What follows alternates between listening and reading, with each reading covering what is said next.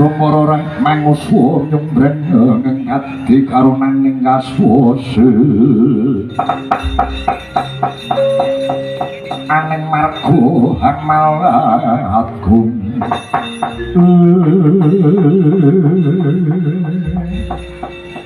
yen tak sawang iki nganggo jubah nganggo sepatu apa kowe klebu golongane dewa ing kahyangan wong wilahe mekaring bawuh langgeng iki ana bocah bayi wingi sore munggah kahyangan ketemu lawan dewa jangkar ora nandhuke basa malah malangkrek tangane kowe kuwi dewa apa ora ya ulun dewa Bathara Indra bebisik ulun oh Bathara Indra iki kowe kuwi sapa kambuh lawan aku jenengku Wisanggeni lah kok ora basa karo dewa Wisanggeni wiwit lairmu aku ora iso basa ora iso ndodok ya sing gedhe pangapuramu kaya ngene iki Wisanggeni munggah kayangan ono wigati apa bakal nyuwun pirsa lawan para Jawata tiwas kebeneran aku ketemu lawan panjenengan pukulun Bathara Indra aku arep takon apa sing ukir jiwa ragaku bapakku kuwi sapa ibuku kuwi sapa oh bocah edan kowe karo wong tuane dhewe kok ora weruh karo wong tuane dhewe ora ngerti iki piye kowe iki upama aku ngerti aku ora munggah kayangan ora takon karo dewa lah kowe ora ngerti apa meneh para Jawata para dewa mestine ya ora weruh wis tak takoni pisan meneh kowe ngerti bapakku ibuku ora yen kowe ora ngerti ulun ya datang ngawuni kan kabok imut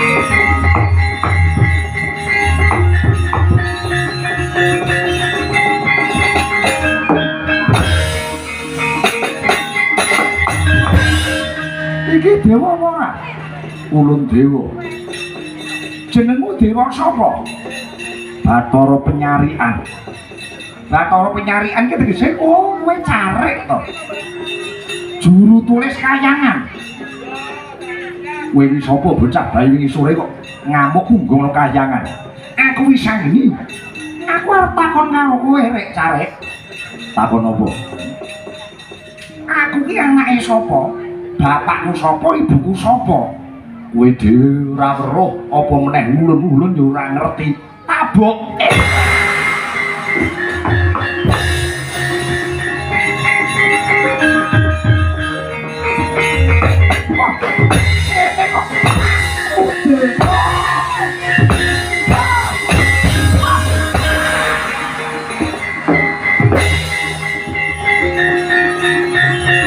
Larang, ono po, larang.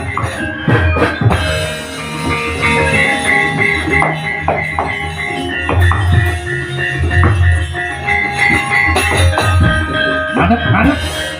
Kowe iki anake sapa, Cung? Lho ngamuk ana kene. Cung.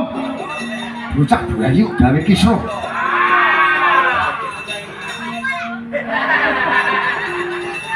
Jenengku Wisanggeni. Sapa? Wisanggeni. Iya. Kowe iki apa dewa? Oh dewa. Dewa sapa? Bathara Brahma. Iwas kebeneran mo Brahma. Aku ki anake sapa? Bapakku sapa? Ibuku sapa? Wong edan. Bocah ora ngerti karo bapake dhewe, wong tuane dhewe. Ngono kuwi nggonmu ngaturke Bekti ngatuke sungkem karo wong tuwa iki. Kowe bocah kurang ajar, ora ngerti tata krama. Kakan cangkem.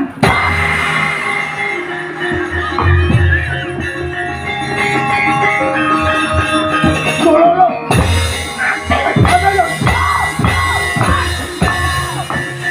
Ayo, kok apake ya?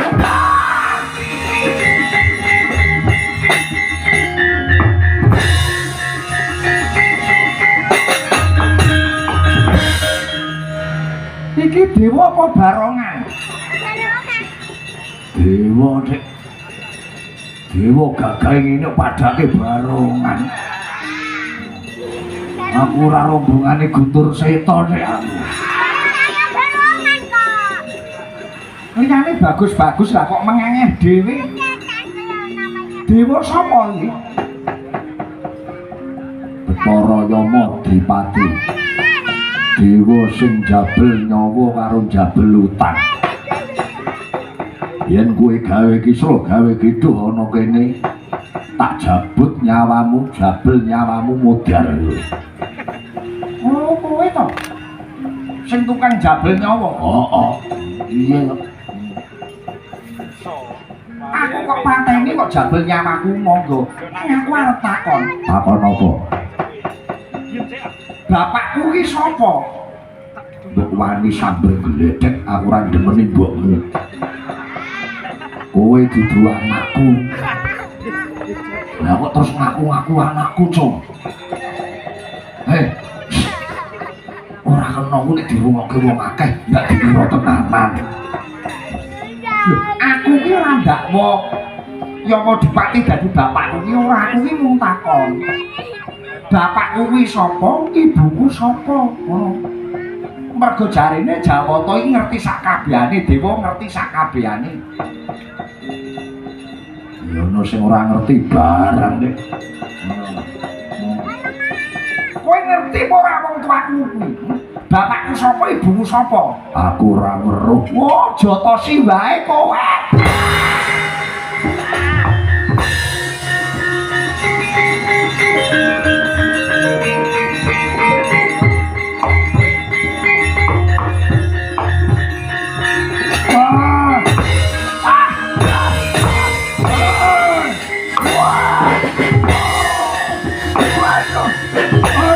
Mati awal.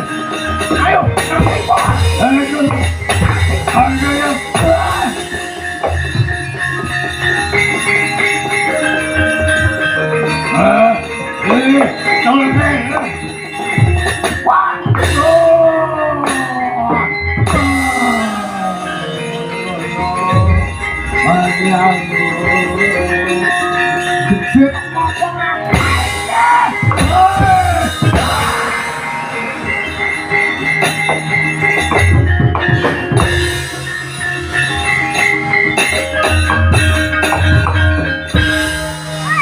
Iki dewa sapa iki? Kowe ngerti bapakku ibuku ora? Ora ngerti Jwata sih.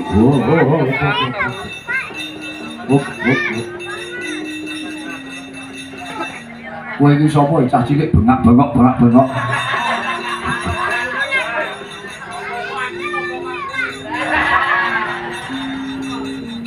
Aku wis sanggeni. Oh, sing jenenge wis sanggeni iki kowe. Lah kok ngamuk? Dewa-dewa tak takoni ora ana sing iso wangsulan. Takon apa mesti pitakonmu angel kok. Angel. Bapakku sapa, ibuku sapa? Yen pancen kuwi klebu golongane dewa, ayo ora getudono bapakku sapa, ibuku sapa. Yen ira iso matur wangsulan ora iso mene wangsulan sing gumathok lakon tak jotosi dhewe. Bosek aku ki ora dewa. Lah kok nganggo sepatu? Iki mono selop. Aku ki dalang. Oh. Dalang. Gene nek dadi dalang. Ora dewa dudu. Dalang sapa? Aku kuwi Ki Sigit Channel. dalang Sigit iku kowe. Lah kok so ireng. Ya mergo kerep manas kok ya. Kowe ngerti bapakku sapa ibuku sapa? Ngerti. Wong aku dalange. Bayarane wis tak tampa lunas kowe mau. Ya mesti ngerti iki catetane urut-urutane aku ana kabeh. Engko kowe ketemu karo bapakmu, ketemu karo ibumu. Ning sing menehi wangsulan sing cetha dudu aku. Banjur sapa? Ratune Kayangan jenenge Pukulun Bathara Guru. Sapa? Pukulun Bathara Guru. Guru apa? Kok guru apa? Yo jenenge guru kuwi. Pukulun Bathara Guru ngerti. Anggere ana dewa kok tangane papat.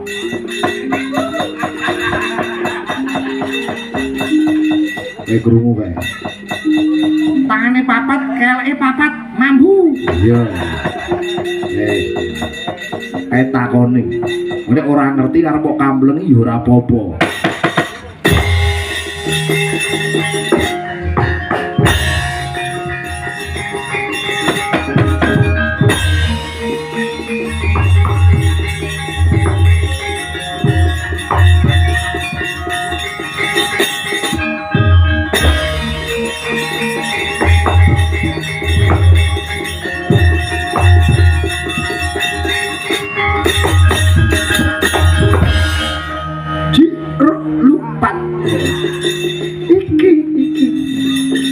Dewa sing tangane papat kuwe Pukulun Bathara Guru.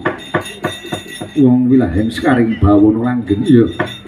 Ulun Bathara Guru jeneng kita kuwi sapa bocah bayi wingi sore kok ngamuk Suratamta mapan Kahyangan Suralaya. Aku wis sanggeni ya.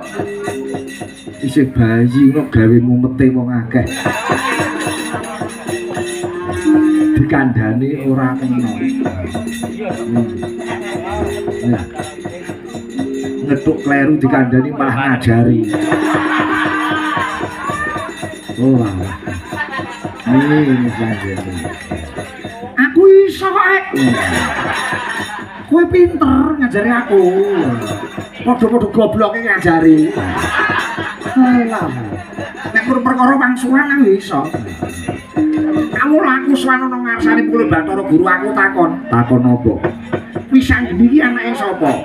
Sing kok karepke. Bapakku ki sapa, ibuku sapa? Jarene ratune dewa ki ngerti sak kabehane.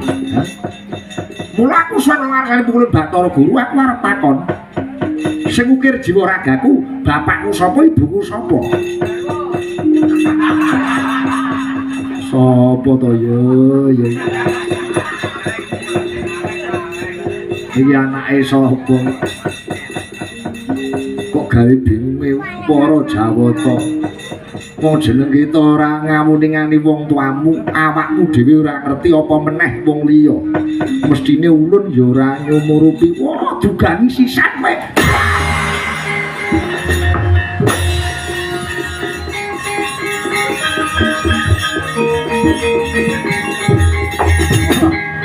Mati kowe.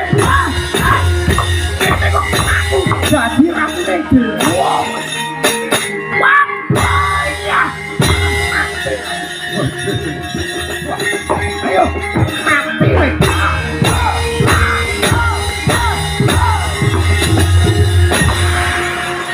Kok biar ora. Dara.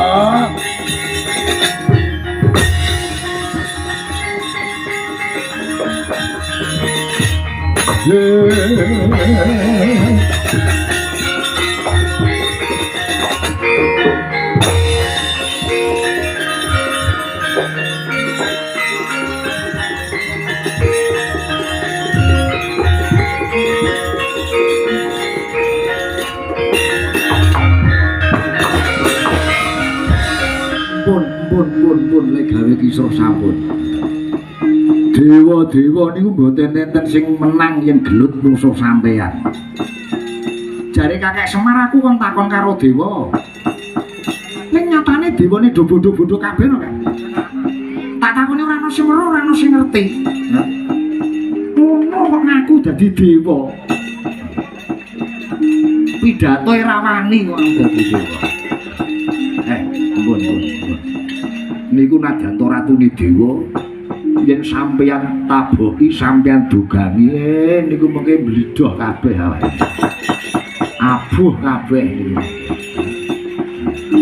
Banjur lakon iki piye? Sampeyan mang medun teng jagat raya. Mang medun teng jagat Padang, teng Arcapada. Mang takon karo menungsa lumrah. Oh, takon karo menungsa ing jagat raya. Iki yen nganti menungsane sing tak takoni ora ngerti, mang tak boki mboten napa-napa. Nuwun pamit, Kak.